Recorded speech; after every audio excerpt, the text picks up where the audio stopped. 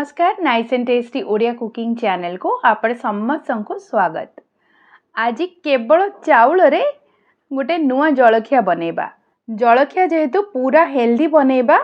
पिठा केते नरम अछि देखंतु, बिना इनो सोडा आउ बेकिंग पाउडर किछि भी न देकी केवल गोटे सामग्री अरुआ चाउल सेइथिरु ए जलखिया बनैबा। आपण बिना भजा तरकारी रे भी खाई परिबे, बहुत ही स्वादिया। छोट छुआ को स्कूल टिफिन बॉक्स रे देबे, सेमानंकु भी पसंद आसीबो। देखिले केते कौळ अछि, ताहले देरी न करिके चलंतु बनेबा स्टार्ट करिबा। प्रथमे गोटे कप अरुआ चाउल नेबा। अरुआ चाउल को प्रथमे भलो भाबे धोई नेबा आउ 2 घंटा में बतुरे नेबा। मु एठी चाउल ऑलरेडी बतुरे नेछि। चाउल पूरा भलो भाबे बतुरी गला परे तार जो एक्स्ट्रा पानी अछि ताको पूरा बाहर करि नेबे। तो पानी बाहर हे गला परे जेहेतु आमे केवल चाउल रे बनैबा, नरम करिबा पई सेथिरे आधा कप रु टिके कम मोइठी भात नै जायछि। आपण अरुआ भात किंबा उषुना भात नै परिबे। 1 इंच अदा और 2टी कंचा लंका पके नबा। एबे सब को मिसे नबा आउ अल्प अल्प करिके छोट मिक्सर जार रे देकी 2 थर रे ग्राइंड करि नबा। एठी चाउल बाटिला बेले अधिका पानी देबेनी, अल्प अल्प पानी देकी बाटिले जल्दी बाटी हे जिवो। तो मु एठी सब गुडा चाउल बाटी नेछि। तो जो कप रे मु चाउल नेइथिली सेई कप रे टिके कम करिकी, माने पाखा पाखी 200 ml पानी मते दरकार पडिला पिठो बनेबा पई। तो चाउल रे में स्वाद अनुसार लूण पके नबा आउ एबे भलो भाबे मिसई नबा। आउ पिठो देखंतु केतिकी पतला अछि। आपण एतिकी ही पतला रखिबे, याठू मोटा कले टेस्ट भलो आसीबनी किंबा बहुत पतला भी करिवेनी। पिठो अधिका मोटा हेले आपनकर पिठारे टेस्ट आसीबनी। एठी देखंतु पिठो केतिकी मोटा बा पतला अछि, ए भली आपण चेक करिवे। केवल ध्यान रखिबे पिठो बहुत मोटा रखिबेनी। एमिति पतला पिठो बनैला परे सेथिरे मु किछि कटा कैप्सिकम, टमाटो, गाजर आ गोटे छोटो पियाज, किछि धनिया पत्र छोटो छोटो करिकी काटी नेछि। परिवार क्वांटिटी आपण कम अधिका करि परिबे। ए सब को हमें पिठो रे पके नबा आ भलो भाबे मिसे नबा। एथिरे आपण को दही, लेंबू, सोडा, बेकिंग पाउडर किछि भी पकेबा दरकार नाही।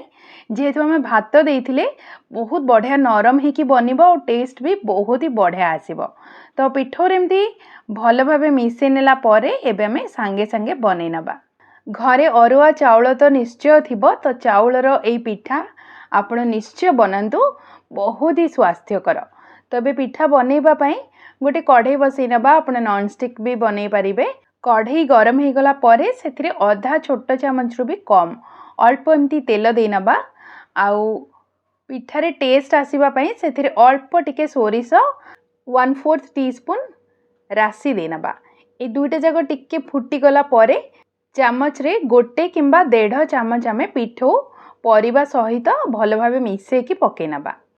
तापरे एठी आमे गैस को लो टू मीडियम फ्लेम रे रखी के कुक करिबा।